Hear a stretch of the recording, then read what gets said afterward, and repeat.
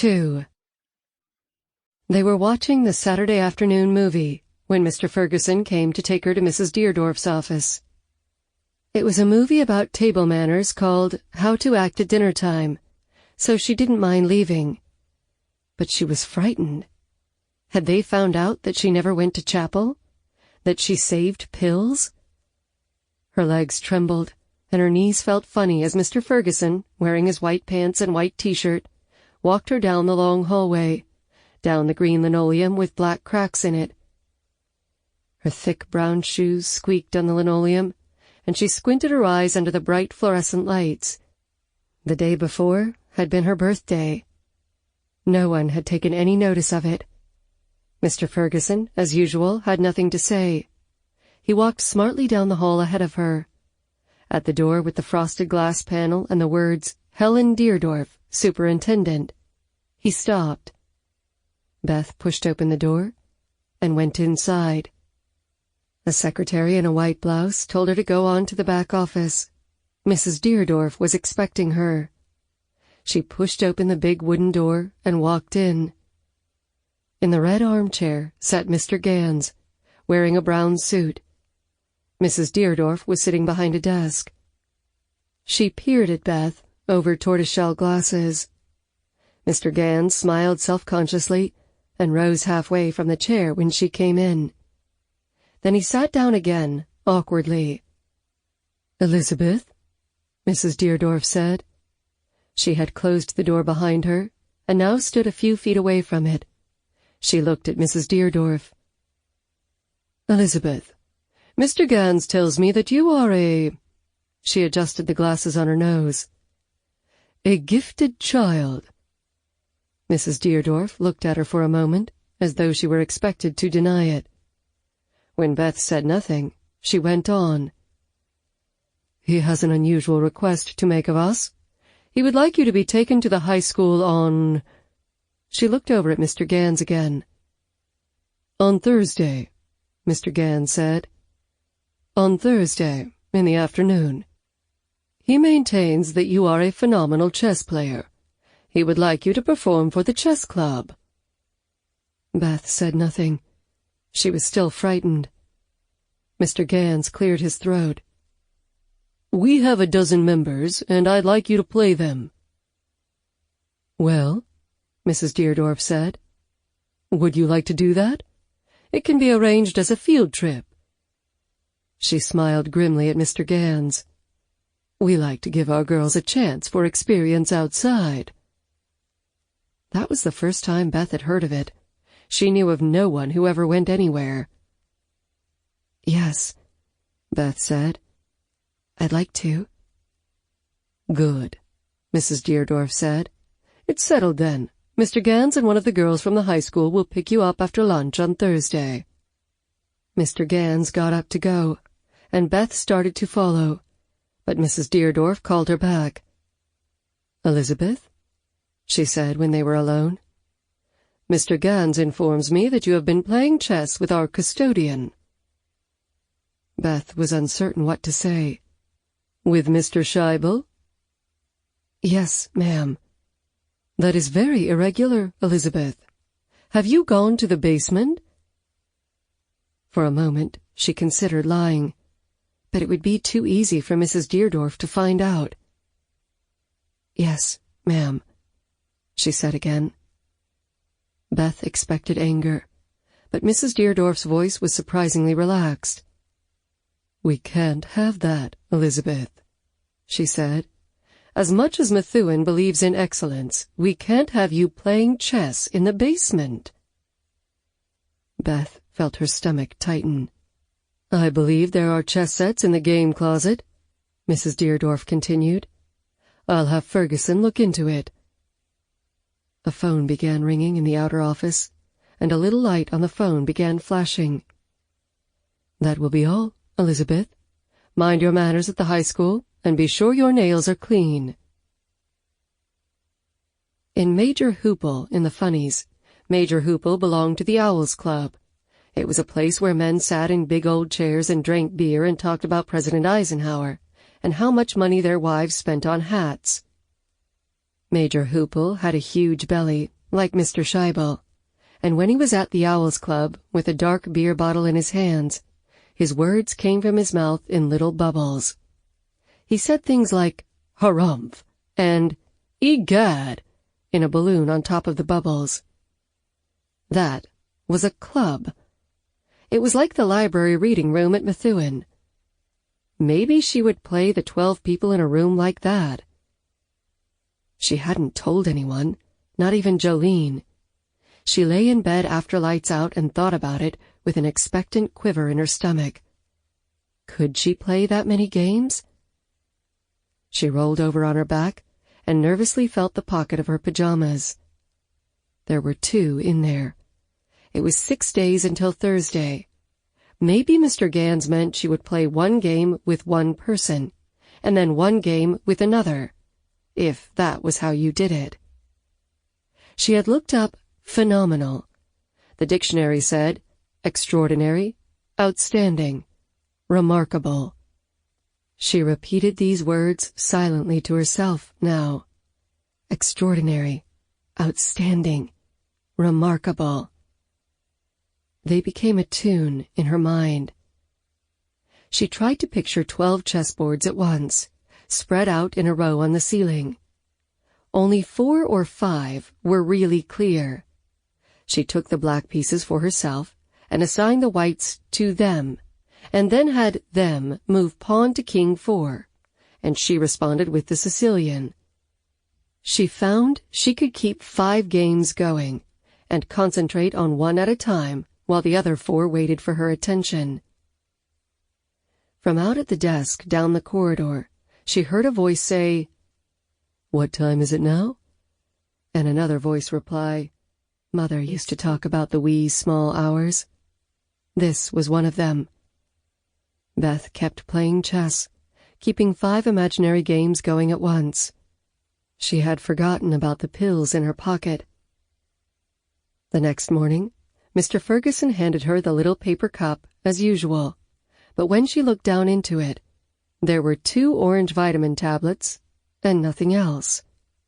She looked back up at him, behind the little window of the pharmacy. "That's it," he said. "Next." She didn't move, even though the girl behind her was pushing against her. "Where are the green ones?" "You don't get them anymore," Mr. Ferguson said. Beth stood on tiptoe and looked over the counter. There, behind Mr. Ferguson, stood the big glass jar, still a third full of green pills. There must have been hundreds of them in there, like tiny jelly beans. "There they are," she said, and pointed. "We're getting rid of them," he said. "It's a new law. No more tranquilizers for kids." "It's my turn," said Gladys behind her. Beth didn't move. She opened her mouth to speak, but nothing came out.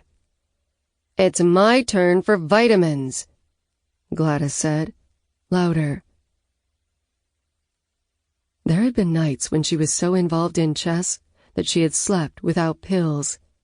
But this wasn't one of them. She could not think about chess. There were 3 pills in her toothbrush holder, and that was it. Several times she decided to take one of them, but then decided not to. "I hear tell you're going to exhibit yourself," Jolene said. She giggled, more to herself than to Beth. "Going to play chess in front of people?" "Who told you?" Beth said. They were in the locker room after volleyball. Jolene's breasts, not there a year before, jiggled under her gym shirt. "Child, I just know things," Jolene said. "Ain't that where it's like checkers, but the pieces jump around crazy? My Uncle Hubert played that." "Did Mrs. Deardorff tell you?" "Never go near that lady." Jolene smiled confidently. "It was Ferguson. He told me you go into the high school downtown, day after tomorrow." Beth looked at her incredulously. The staff didn't trade confidences with the orphans. "Ferguson?" Jolene leaned over and spoke seriously. He and I been friendly from time to time. Don't want you talking about it, hear? Beth nodded. Jolene pulled back and went on drying her hair with the white gym towel. After volleyball, you could always stretch out the time, showering and getting dressed before going to study hall. Beth thought of something. After a moment, she spoke in a low voice. Jolene? Uh-huh. Did Ferguson give you green pills? Extra ones? Jolene looked at her hard. Then her face softened. No, honey. I wish he would. But they got the whole state after him for what they've been doing with those pills. They're still there, in the big jar. That a fact? Jolene said. I ain't noticed. She kept looking at Beth. I noticed you been edgy lately. You having withdrawal symptoms? Beth had used her last pill the night before. I don't know, she said. You look around, Jolene said. There'll be some nervous orphans around here the next few days. She finished drying her hair and stretched. With the light coming from behind her, and with her frizzy hair and her big wide eyes, Jolene was beautiful.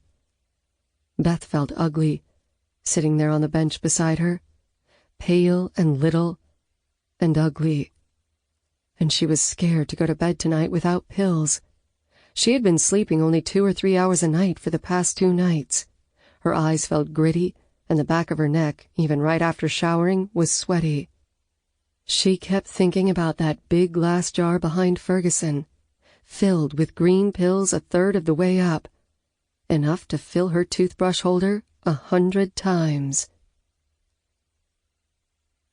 Going to the high school was her first ride in a car since she came to Methuen. That was 14 months ago, nearly 15. Mother had died in a car, a black one like this, with a sharp piece of the steering wheel in her eye. The woman with the clipboard had told her, while Beth stared at the mole on the woman's cheek and said nothing, had felt nothing either. Mother had passed on, the woman said. The funeral would be in 3 days. The coffin would be closed. Beth knew what a coffin was. Dracula slept in one. Daddy had passed on the year before because of a carefree life, as Mother put it. Beth sat in the back of the car with a big, embarrassed girl named Shirley. Shirley was in the chess club. Mr. Gans drove. There was a knot as tight as wire in Beth's stomach. She kept her knees pressed together and looked straight ahead at the back of Mr. Gans's neck and its striped collar, and at the cars and buses ahead of their car, moving back and forth outside the windshield. Shirley tried to make conversation. Do you play the King's Gambit? Beth nodded, but was afraid to speak. She hadn't slept at all the night before, and very little for nights before that. Last night she had heard Ferguson talking and laughing with the lady at reception. His heavy laughter had rolled down the corridor, and under the doorway into the ward where she lay, stiff as steel, on her cot. But one thing had happened, something unexpected. As she was about to leave with Mr. Gans, Jolene came running up, gave Mr. Gans one of her sly looks, and said, Can we talk for just a second? Mr. Gans said it was okay, and Jolene took Beth hastily aside and handed her 3 green pills. Here, honey, she said. I can tell you need these. Then Jolene thanked Mr. Gans and skipped off to class, her geography book under one thin arm. But there was no chance to take the pills. Beth had them in her pocket right now, but she was afraid. Her mouth was dry. She knew she could pop them down, and probably no one would notice. But she was frightened. They would be there soon. Her head was spinning. The car stopped at a light. Across the intersection was a pure oil station with a big blue sign. Beth cleared her throat. I need to go to the bathroom. We'll be there in 10 minutes, Mr. Gans said. Beth shook her head firmly. "I can't wait." Mr. Gans shrugged. When the light changed, he drove across the intersection and into the gas station. Beth went in the room marked Ladies and locked the door behind her. It was a filthy place, with smear marks on the white tiles and a chipped basin. She ran the cold water tap for a moment and put the pills in her mouth. Cupping her hand, she filled it with water and washed them down. Already, she felt better. It was a big classroom with 3 blackboards across the far wall. Printed in large capitals on the center board was, "Welcome Beth Harmon," in white chalk. And on the wall above this were color photographs of President Eisenhower and Vice President Nixon. Most of the regular desks had been taken out of the living room and were lined along the hallway wall outside. The rest had been pushed together at the far end. 3 folding tables had been set up to make a U in the center of the room, and on each of these were 4 green and beige paper chessboards with plastic pieces. Metal chairs sat inside the U, facing the black pieces. But there were no chairs facing the white ones. It had been 20 minutes since the stop at the Pure Oil station, and she was no longer trembling, but her eyes smarted, and her joints felt sore. She was wearing her navy pleated skirt and a white blouse with red letters spelling Methuen over the pocket. There was no one in the room when they came in. Mr. Gans had unlocked the door with the key from his pocket. After a minute, a bell rang, and there were the sounds of footsteps and some shouts in the hallway, and students began to come in. They were mostly boys, big boys, as big as men. This was senior high. They wore sweaters and slouched with their hands in their pockets. Beth wondered for a moment where she was supposed to sit, but she couldn't sit if she was going to play them all at once. She would have to walk from board to board to make the moves. "Hey, Ellen, watch out!" one boy shouted to another, jerking his thumb toward Beth. Abruptly, she saw herself as a small, unimportant person, a plain, brown-haired orphan girl in dull institutional clothes. She was half the size of these easy, insolent students, with their loud voices and bright sweaters. She felt powerless and silly. But then she looked at the boards again, with the pieces set in the familiar pattern, and the unpleasant feelings lessened.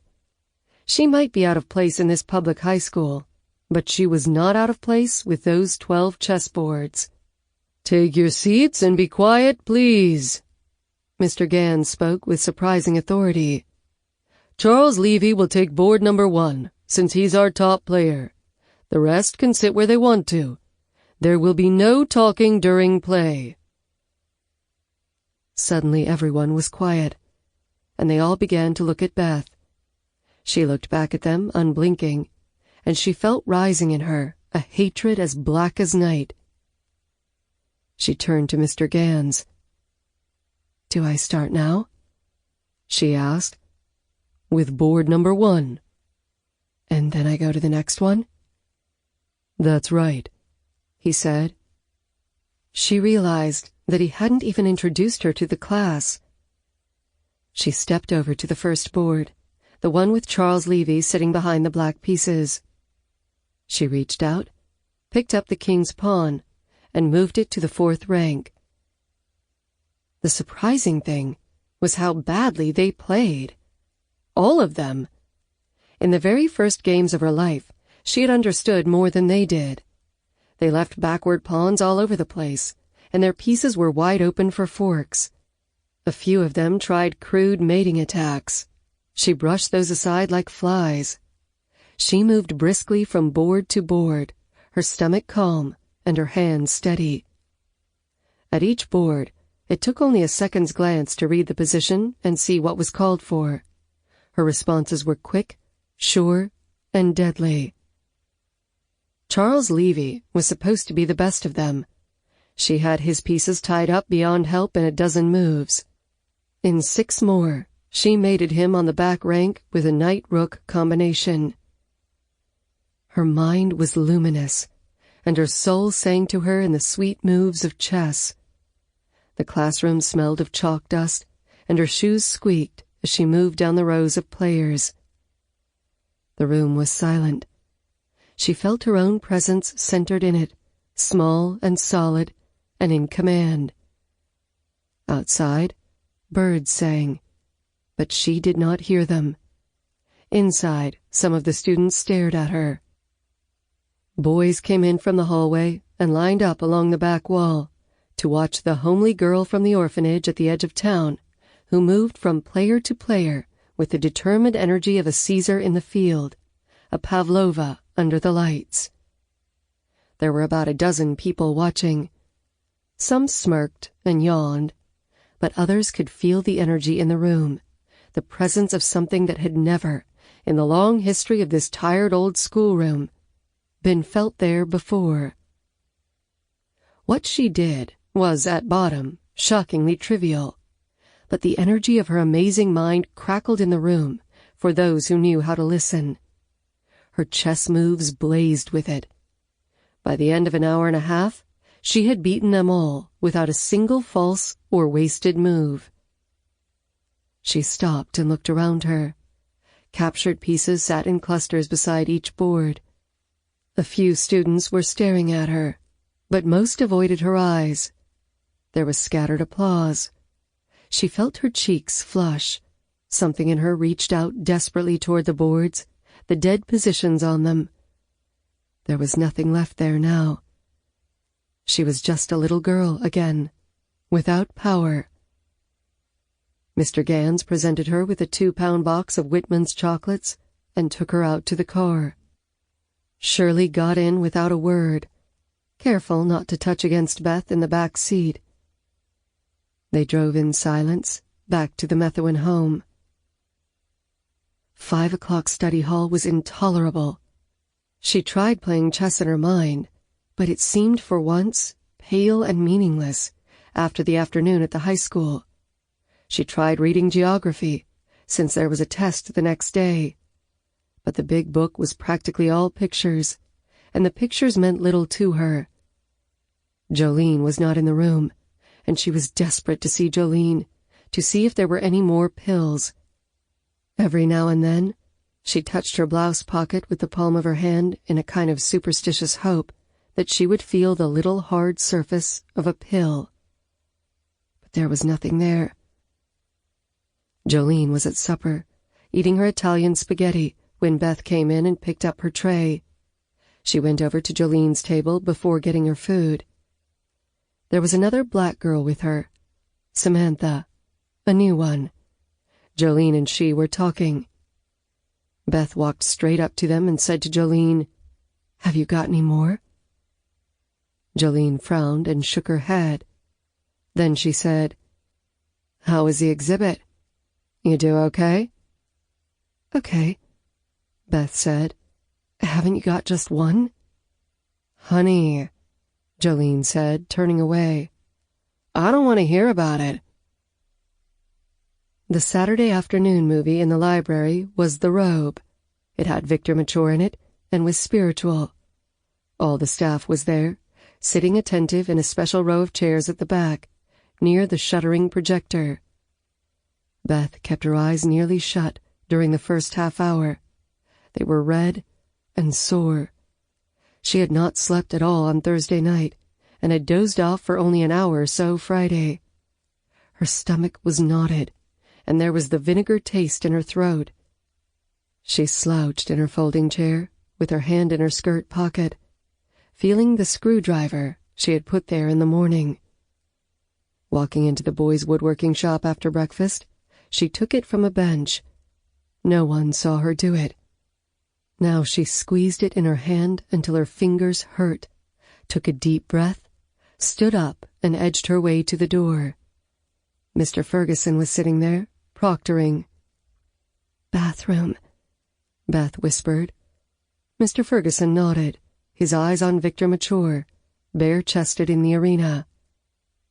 She walked purposively down the narrow hallway, over the wavy places in the faded linoleum, past the girls' room and down to the multi-purpose room, with its Christian Endeavor magazines and Reader's Digest condensed books.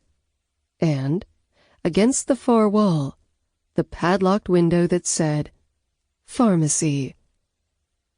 There were some small wooden stools in the room.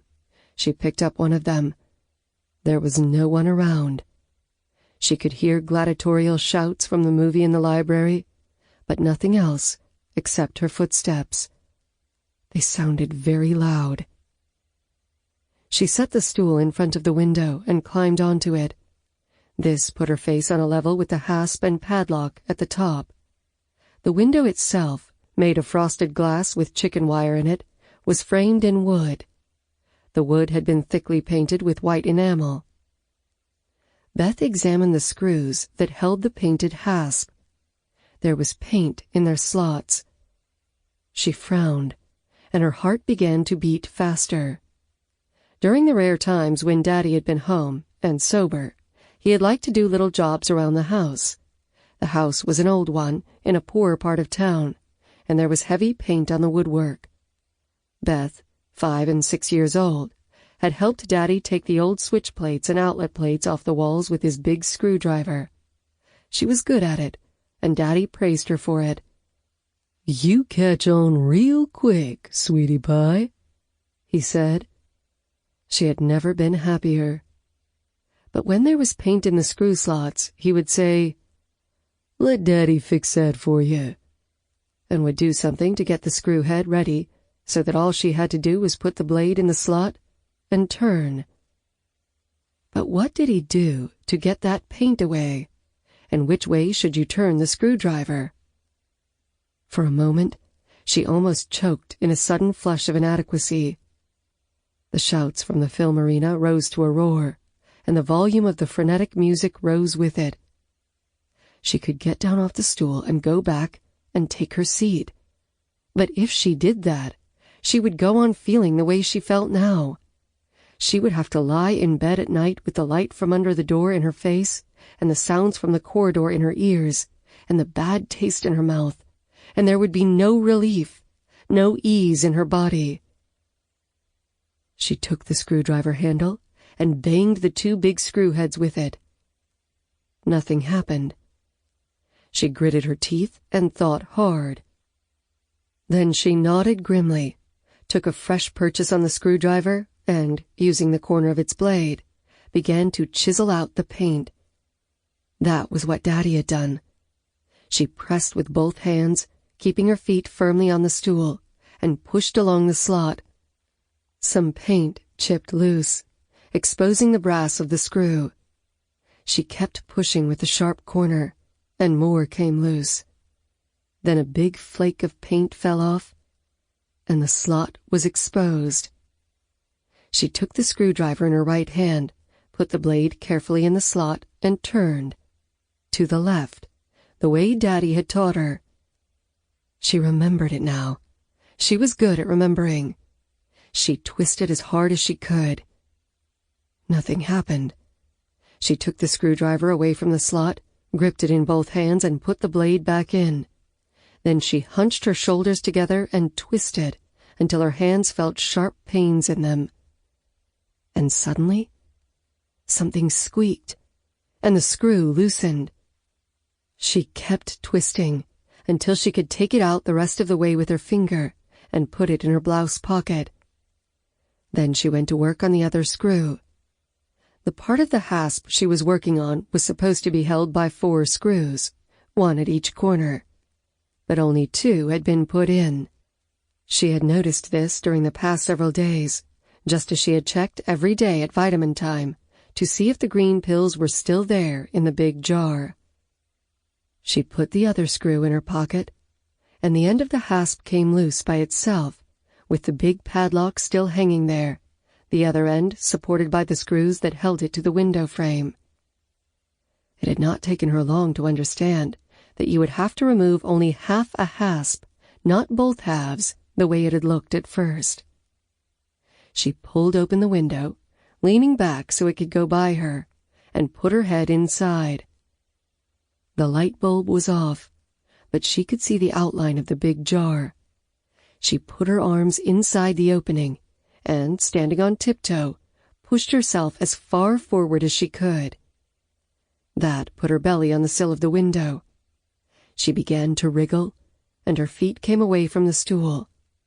There was a slightly sharp edge along the windowsill, and it felt as though it were cutting her. She ignored it and kept on wriggling, doing it methodically, inching forward. She both felt and heard her blouse ripping. She ignored it. She had another blouse in her locker and could change. Now her hands touched the cool, smooth surface of a metal table. That was the narrow white table Mr. Ferguson stood against when he gave them their medicine. She inched forward again, and her weight came down on her hands. There were some boxes there. She pushed them aside, clearing a space for herself. Now it was easier to move. She let her weight come forward with the sill under her hips until it scraped the tops of her legs, and she was able to let herself flop onto the table, twisting herself at the last second so she wouldn't fall off it. She was inside. She took a couple of deep breaths and climbed down. There was enough light for her to see all right. She walked over to the far wall of the tiny room and stopped, facing the dimly visible jar. It had a glass cover. She lifted this and set it silently on the table. Then she slowly reached inside with both hands. Her fingertips touched the smooth surface of tens of pills, hundreds of pills. She pushed her hands deeper, burying them up to the wrists. She breathed in deeply and held her breath for a long time. Finally, she let it out in a sigh and removed her right hand with a fistful of pills. She did not count them, simply put them in her mouth and swallowed until they had all gone down. Then she stuffed 3 handfuls of pills into her skirt pocket. On the wall to the right of the window was a Dixie cup dispenser. She was able to reach it by standing on tiptoe and stretching. She took 4 paper cups. She had decided on that number the night before. She carried them over, stacked, to the table that held the pill jar, set them down neatly, and filled them one at a time. Then she stood back and looked at the jar. The level had dropped to almost half what it had been. The problem seemed insoluble. She would have to wait and see what happened. Leaving the cups, she went to the door that Mr. Ferguson used when he went to do pharmacy duty.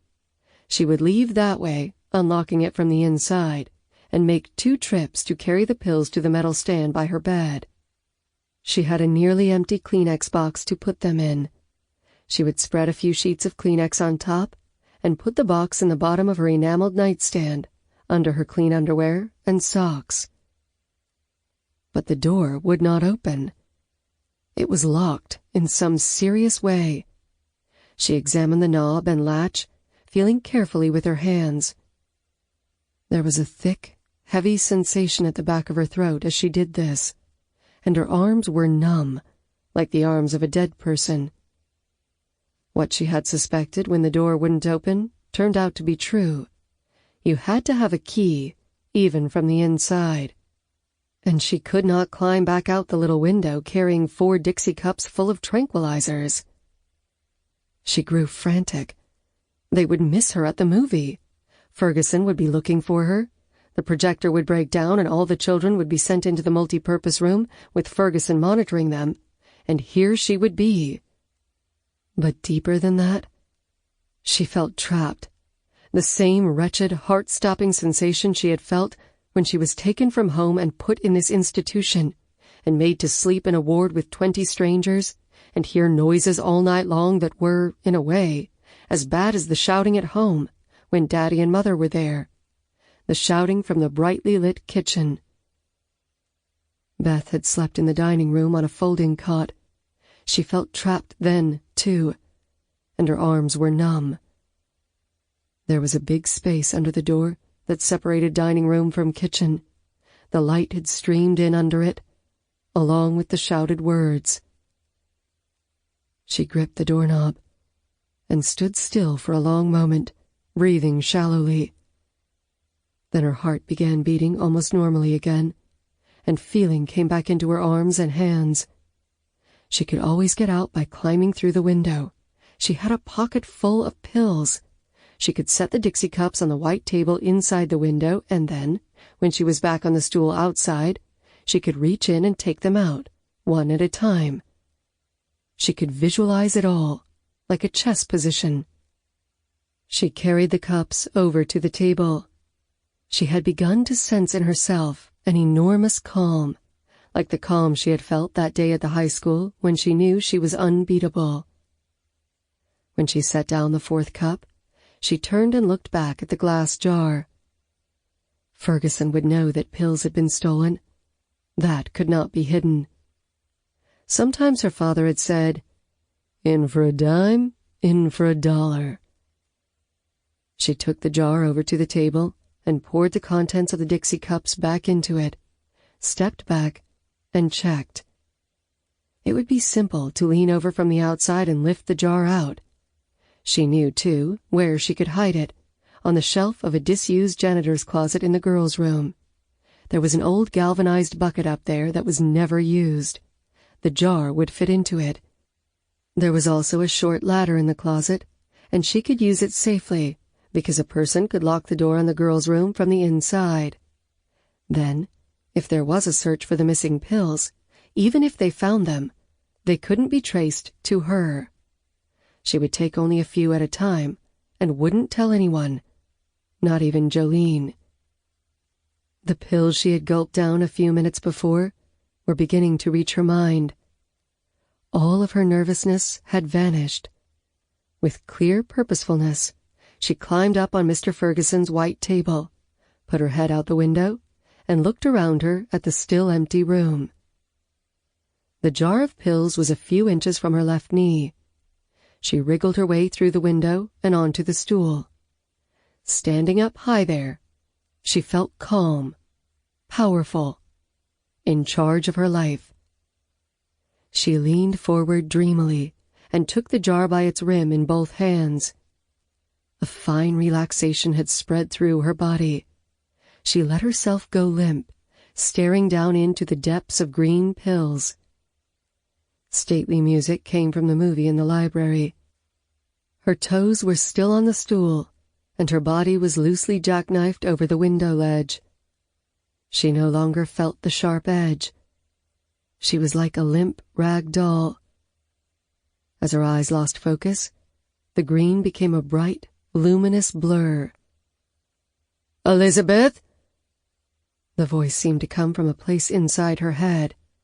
"Elizabeth!" She blinked. It was a woman's voice, harsh, like Mother's. She did not look around. Her fingers and thumbs on the side of the jar had gone loose. She squeezed them together and picked up the jar. She felt herself moving in slow motion, like slow motion in a movie, where someone falls from a horse at a rodeo, and you see him float gently to the ground, as though it could not hurt at all. She lifted the jar with both hands, and turned, and the bottom of the jar hit the window ledge with a dull ringing sound, and her wrists twisted, and the jar came loose from her hands and exploded on the edge of the stool at her feet. The fragments, mixed with hundreds of green pellets, cascaded to the linoleum floor. Bits of glass caught light like rhinestones, and lay in place shivering, while the green pills rolled outward like a bright waterfall toward Mrs. Deardorff. Mrs. Deardorff was standing a few feet away from her, saying, "Elizabeth!" over and over again. After what seemed a long time, the pills stopped moving. Behind Mrs. Deardorff was Mr. Ferguson, in his white pants and t-shirt. Next to him stood Mr. Shell. And just behind them, crowding to see what had happened, were the other children, some of them still blinking from the movie that had just ended. Every person in the room was staring at her, high on the miniature stage of her stool, with her hands a foot apart, as though she were still holding the glass jar. Ferguson rode with her in the brown staff car and carried her into the hospital, to the little room where the lights were bright and they made her swallow a gray rubber tube. It was easy. Nothing mattered.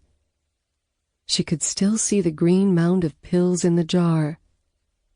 There were strange things happening inside her, but it didn't matter. She fell asleep and woke only for a moment when someone pushed a hypodermic needle in her arm.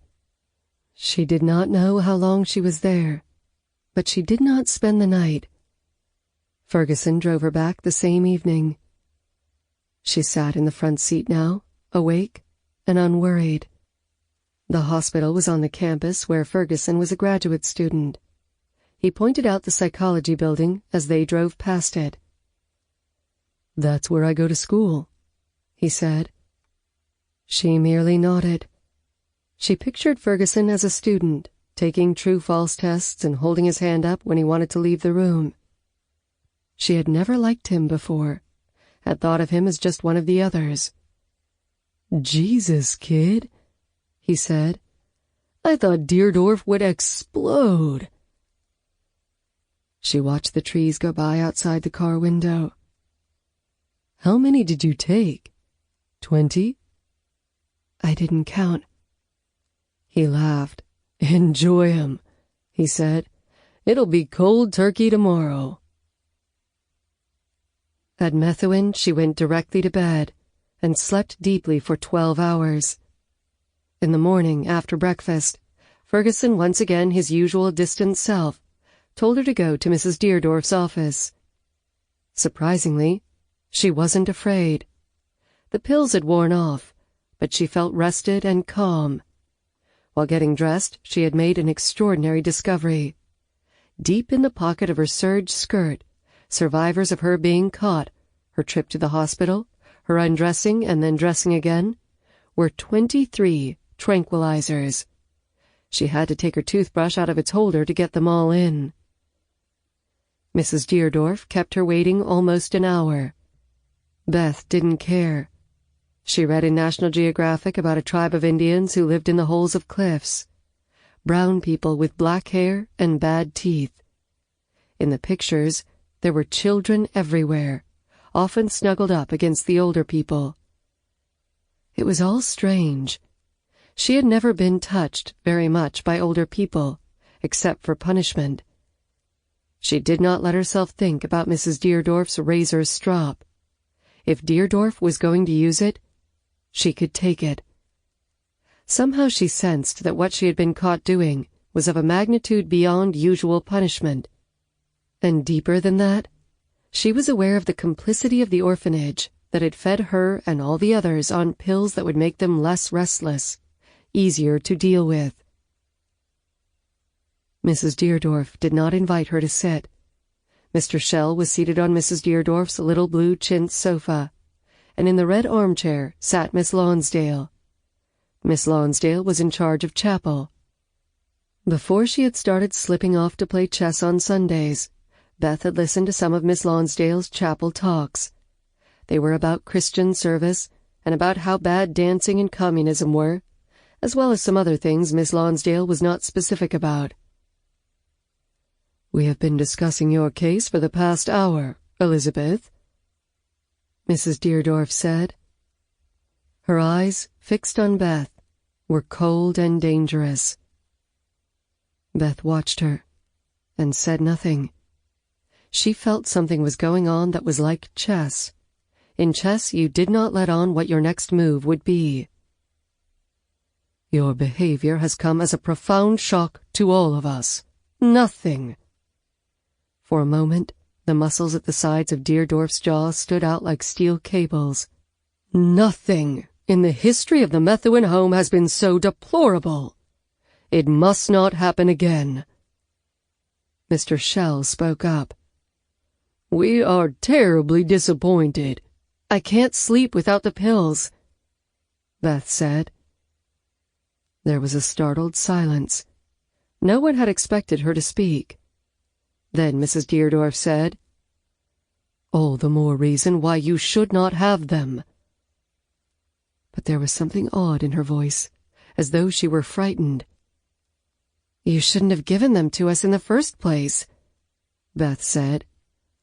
"I will not have back-talk from a child," Mrs. Deardorff said.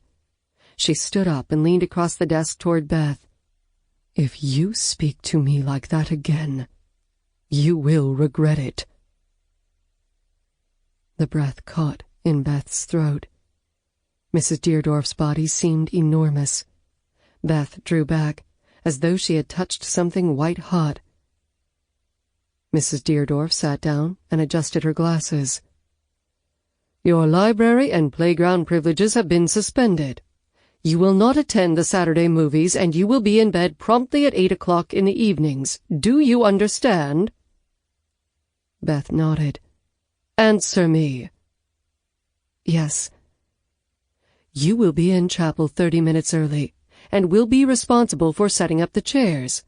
If you are in any way remiss in this, Miss Lonsdale has been instructed to report to me. If you are seen whispering to another child in chapel or in any class, you will automatically be given 10 demerits." Mrs. Deardorff paused. "You understand the meaning of 10 demerits, Elizabeth?" Beth nodded. "Answer me." "Yes." "Elizabeth, Miss Lonsdale informs me that you have often left chapel for long periods. That will end. You will remain in chapel for the full 90 minutes on Sundays. You will write a summary of each Sunday's talk and have it on my desk by Monday morning." Mrs. Deardorff leaned back in the wooden desk chair and folded her hands across her lap. "And Elizabeth?" Beth looked at her carefully. "Yes, ma'am." Mrs. Deardorff smiled grimly. "No more chess." The next morning, Beth went to the vitamin line after breakfast. She could see that the hasp had been replaced on the window, and that this time there were screws in all 4 of the holes at each side of the padlock. When she came up to the window, Ferguson looked at her and grinned. "Want to help yourself?" he said. She shook her head and held her hand out for the vitamin pills. He handed them to her and said, "Take it easy, Harmon." His voice was pleasant. She had never heard him speak that way at vitamin time before. Miss Lonsdale wasn't too bad. She seemed embarrassed at having Beth report to her at 9:30, and she showed her nervously how to unfold and set out the chairs, helping her with the first 2 rows of them. Beth was able to handle it easily enough. But listening to Miss Lonsdale talk about godless communism and the way it was spreading to the United States was pretty bad. Beth was sleepy, and she hadn't had time to finish breakfast. But she had to pay attention so she could write her report. She listened to Miss Lonsdale talk on in her deadly serious way about how we all had to be careful, that communism was like a disease and could infect you. It wasn't clear to Beth what communism was. Something wicked people believed in other countries, like being Nazis and torturing Jews by the millions. If Mrs. Deardorff hadn't told him, Mr. Scheibel would be expecting her. She wanted to be there, to play chess, to try the king's gambit against him. Maybe Mr. Gans would be back with someone from the chess club for her to play. She let herself think of this only for a moment, and her heart seemed to fill. She wanted to run. She felt her eyes smarting. She blinked and shook her head, and went on listening to Miss Lonsdale, who was talking now about Russia, a terrible place to be. "You should have saw yourself," Jolene said. "Up on that stool, just floating around up there and Deardorff hollering at you. It felt funny. Shit, I bet. I bet it felt good." Jolene leaned a little closer. "How many of them downers you take anyhow?" 30. Jolene stared at her. "Shit," she said. It was difficult to sleep without the pills, but not impossible. Beth saved the few she had for emergencies and decided that if she had to stay awake for several hours every night, she would spend the time learning the Sicilian defense.